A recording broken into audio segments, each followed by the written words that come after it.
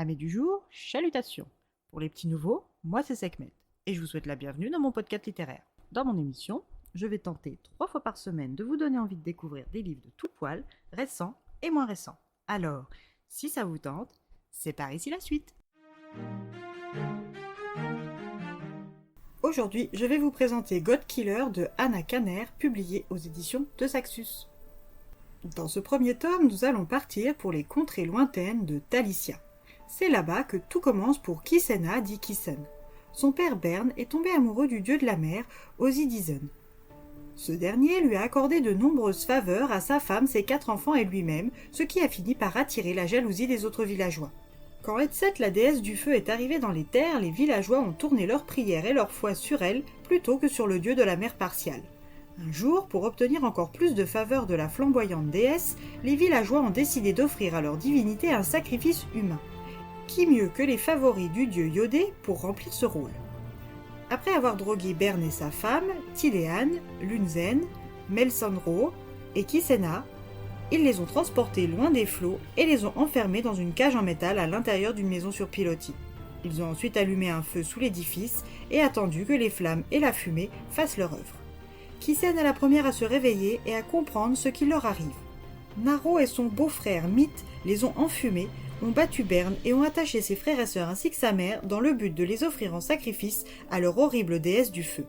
Kisena est une battante et elle va tout faire pour se libérer de ses liens en corde, quitte à se casser une dent et à s'entamer les ongles jusqu'au sang pour y arriver. Elle finit par être libre de ses mouvements, mais les flammes lèchent déjà leur cage de métal et est sur le point de se consumer.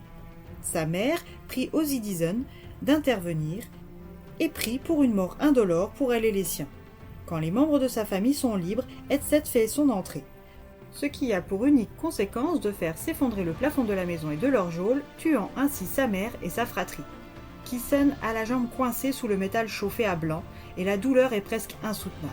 Son père, qui est encore capable de se mouvoir, tranche grossièrement le membre perdu de sa dernière fille et la porte jusqu'à la mer.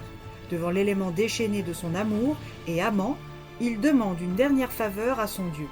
Sa vie en échange de celle de sa fille. Après avoir obtenu son accord, il jette le corps meurtri de sa fille à la mer.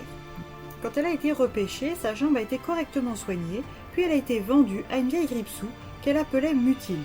Cet être des plus charmants estimait que les pauvres orphelins étaient de parfaits mendiants ou pickpockets et les achetait donc pour s'assurer une vie confortable. C'est là qu'elle a rencontré Tel et Yato, ses sœurs adoptives. Quand nous retrouvons Kisen bien des années plus tard, elle est devenue déicide, Vega. Elle poursuit la jeune déesse de la rivière Enerast. Avec son expérience et ses lames de Bridite, elle sait qu'elle va vaincre, et ce, même avec une prothèse à la jambe. Quand sa mission est achevée, elle repart récupérer son dieu auprès du régisseur des terres Tessie. Avant de repartir chez elle auprès de ses sœurs, elle souhaite prendre une pause à la taverne et s'encanailler avec l'aubergiste qui est une femme plus que charmante et réceptive. Malheureusement pour elle, les adeptes de Enerast ne sont pas de cet avis. Pendant que ses détracteurs s'organisent et se coordonnent, elle fait la rencontre de la jeune Inara Krayer, la fille de Lesla Krayer, la chef de la maison Krayer qui veille sur le peuple d'Enerton.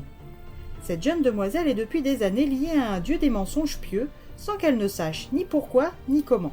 Ce petit être poilu à la ramure de cerf, à l'apparence d'un lièvre ailé, n'a pas de sanctuaire et ne peut se séparer de sa porteuse sans occasionner de vives douleurs aux deux. Inara n'a pas souhaité en parler à sa mère, de peur qu'il ne soit fait du mal à son ami. Elle a décidé, pour la première fois en 12 ans d'existence, de faire le mur afin de rencontrer la déicide qu'elle sait être à Enerton. Quand la rixe de taverne éclate, la grande rousse Taliciane, aux yeux gris de mer, la protège puis l'emmène avec elle. Kisen est intriguée par le lien entre Skedisset et Inara, et elle choisit de la raccompagner chez elle. Arrivée, elles constatent toutes les deux que la maison est en feu et que tous sont morts. Inara est devenue une orpheline en un claquement de doigts. Kisen revient 15 ans en arrière, puis se reprend et décide de prendre la petite et son parasite ailé, poilu et cornu, avec elle. Seule Tel saura trouver une solution. Elle le sait, donc elle l'emmène. Parallèlement, nous rencontrons Elogast, un ancien chevalier devenu boulanger il y a 3 ans, suite à un désaccord avec son ami d'enfance, devenu depuis le roi Arène. Il souffre de syndrome post-traumatique et cherche par tous les moyens à rester au calme.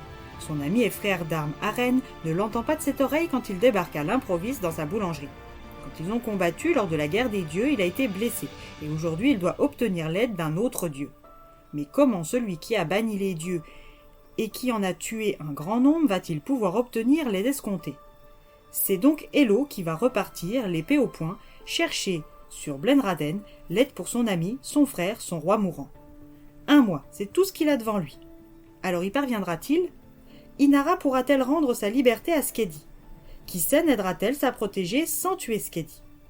À vous de trouver des réponses à ces questions au fil des pages.